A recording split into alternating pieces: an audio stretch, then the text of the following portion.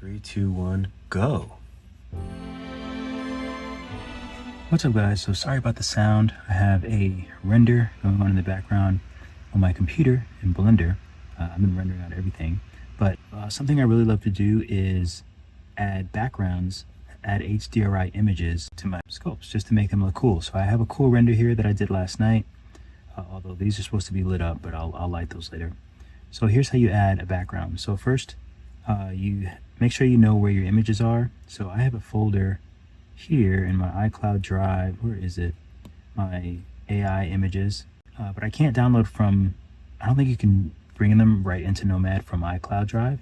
So I'll just have to download them to the computer, even though I don't know where the latest ones are. I just downloaded them. There we go. So I'll download both of these. Let's see, where is it? Duplicate. Where's download? I just want to download them. More. Download now. The furthest link away from what I need. Okay, so now I know that they're on the iPad.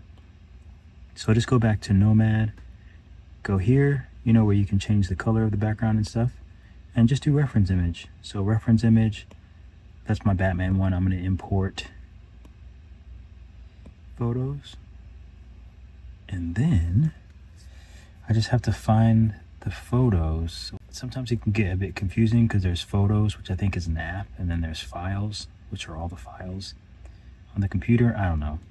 I still think that this is super confusing. With as long as you know where the images are, then all you do is go here, tap here, import photos. It should be in photos now. There we go. So I'm going to import both of them and hit add. Okay, so now here they are. They show up. So here's one. I'm going to tap on the negative space there just so that window goes away. And then I'm going to hit transform. When you hit transform, you can make it nice and big. So something like that, which looks good. So now once you do that, which this actually looks kind of cool, but let's see the other one. So tap back on here, back on the image, and then tap the other one. That probably looks a little bit more realistic in a sense.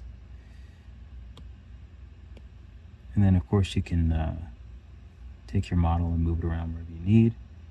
But let's say we want him right there. Looks kind of cool. So you want to go in here, and I guess I already have post-process on, but you want to definitely do depth of field. And here's one limitation with Nomad that I realized. So you do depth of field.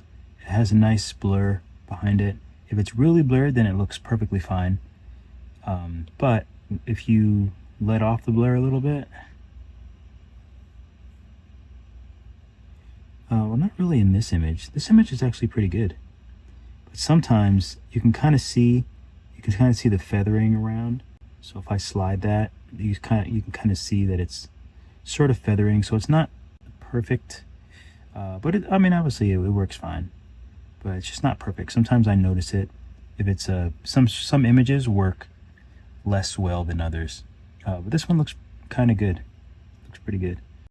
Oh, maybe it's the near blur. Yeah, sometimes the near blur affects it as well. So if I don't want it that blurry, I want you to kind of be able to see it. Like, I think that's pretty cool.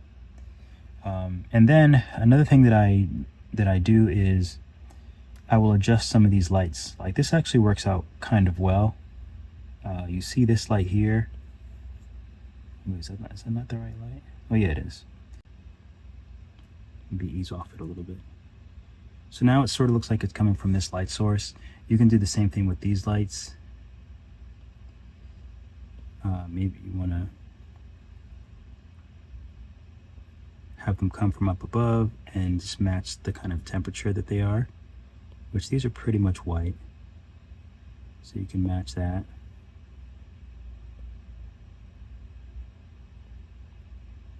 There you go. So now kind of the lights are kind of coming from above, and then there's like a random blue light over here.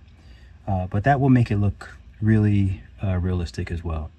And for this, I just want to make this glow like it's supposed to look. So I just clone it, make one an additive, always unlit, and then it has a nice red glow to it. And you can actually adjust. I'm like struggling, like these what is it called? allergies are killing me today.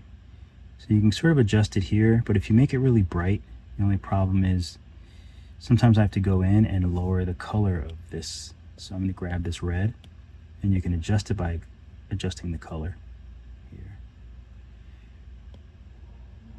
Cool. So I might, I'm going to do a render of this, and I might bring it over into Blender with this background as well and see how it looks there. But anyway, keep drawing, keep sculpting. I'll see you all in the next video.